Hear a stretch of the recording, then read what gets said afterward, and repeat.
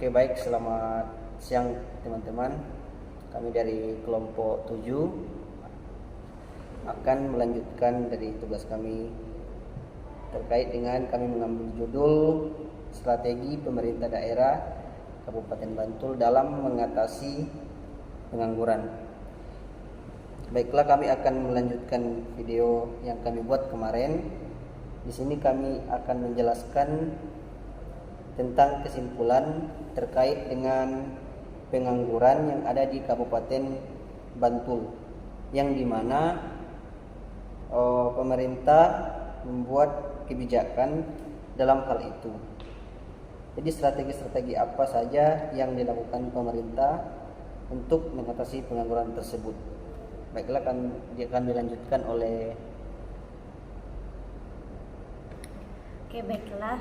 Untuk berdasarkan dari latar belakang, kerangka teori dan pembahasan yang telah dipaparkan sebelumnya, maka dapat ditarik kesimpulan bahwasannya pengangguran yang terjadi di Kabupaten Bantul, Daerah Istimewa Yogyakarta, telah mengalami penurunan yang signifikan setiap tahunnya, yaitu pada tahun 2020, 2021, dan 2022. Dengan adanya data penurunan pengangguran tersebut, maka strategi pemerintah yang dilakukan dapat dikatakan berhasil. Adapun dalam upaya mengatasi pengangguran, pemerintah menggunakan collaborative governance.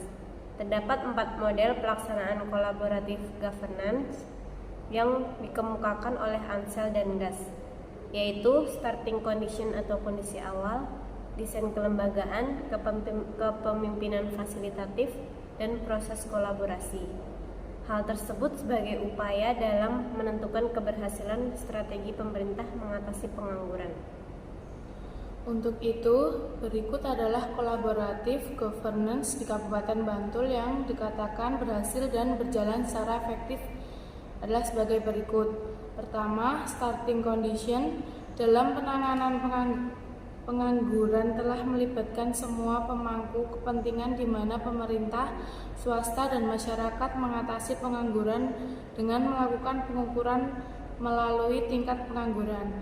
Berdasarkan data Lakip tahun 2021, upaya ini berhasil dilakukan dengan dibuktikan bahwa angka pengangguran menurun secara signifikan setiap tahunnya, yaitu secara berturut-turut pada tahun 2020 sebesar 4,6%, tahun 2021 sebesar 4,4%, dan tahun 2022 sebesar 3,97%. Yang kedua, desain kelembagaan. Dalam hal ini masing-masing stakeholder memiliki tugas pokok dan fungsi dalam memainkan peran untuk penanganan pengangguran.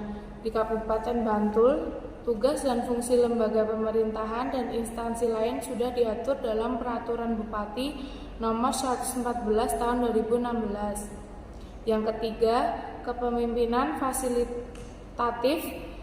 Bupati sebagai penanggung jawab juga berperan sebagai pemimpin yang fasilitatif.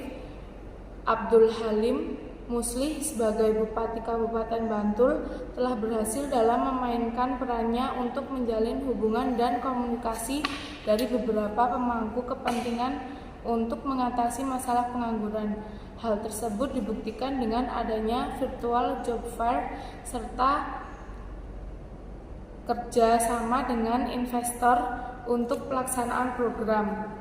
Yang keempat, proses kolaborasi. Dalam proses kolaborasi sebagai upaya untuk menangani pengangguran di Kabupaten Bantul dilakukan dengan kegiatan tatap muka seperti pemberlakuan rapat, koordinasi, pengendalian pembangunan, serta sosialisasi pelaksanaan program yang dilakukan secara online karena dampak dari pandemi COVID-19. Oke, baik, mungkin itu hasil dari presentasi dari video kami. Selamat siang dan terima kasih.